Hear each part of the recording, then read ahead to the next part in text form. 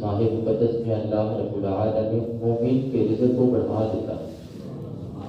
نہ جانے کتنا بڑھاتا ہے، مالک کے اتر جاتا ہے کہ اللہ رب العالمین بڑھاتا کتنا. فرمایا جس بندہ مومن نے روزہ دار کو روزہ افطار کروایا تو افطار کروانے والے کو بھی اتنا ہی ثواب ہوگا جتنا روزہ رکھنے والے کو ثواب ہوگا. پھر اللہ رب العالمین ان دونوں کے ثواب میں کمی بھی نہیں کرے.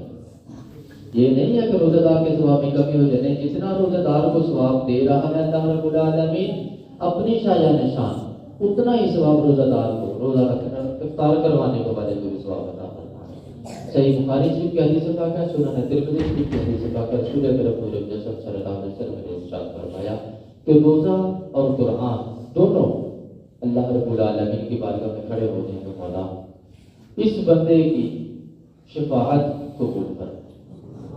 روزہ کہے گا مولا میں نے دن کے وقت اس بندہ مومن کو تیرے بندے کو کھانے پینے سے لغو باتوں سے فضول کاموں سے محفوظ رکھا، مولا بچا کے رکھا، میری شفاعت اس کے حق میں قبول فرما. قرآن بارگاہ الہی میں کھڑا ہو جائے گا، مولا رات کا وقت تھا، بستر کے اوپر سونا تھا، اس نے میری وجہ سے یہ تیرا بندہ میرے سننے کے لیے رب العالمین میری تلاوت کے لیے رات کے وقت قیام کی حالت میں کھڑا رہا، مولا تیری یاد میں کھڑا رہا، مولا میری شفاعت اس کے حق میں قبول فرما. اور رب العالمین ان دونوں کی شفاعت، روزے کی شفاعت بھی اور قرآن کی شفاعت بھی قبول فرمائے. اور دیکھ لیں ظاہری طور پر دونوں کا وجود نہیں ہے، عدم وجود کے باوجود بھی شفاعت کرنا ہے تو رب العالمین حدیث مصطفیٰ صلی اللہ علیہ وسلم کہ اللہ رب العالمین ان کی شفاعت قبول فرمائے گا.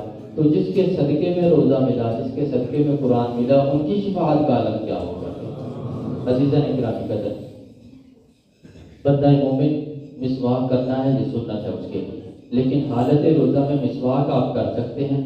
یہ ٹوتھ پیسٹ یا منجن وغیرہ ان دونوں کا استعمال ہرگز نہیں کر سکتے کیونکہ ان کے ذرات کا خدشہ ہوتا ہے حلق میں اترنے کے لیے، اس وجہ سے ان کا استعمال نہیں کر سکتے. حالت روزہ میں ناخن کاٹ سکتے ہیں، اس کی کوئی ممانعت نہیں ہے. سر کے اوپر داڑھی وغیرہ کے اوپر مہندی آپ لگا سکتے ہیں، اس کی کوئی ممانعت نہیں.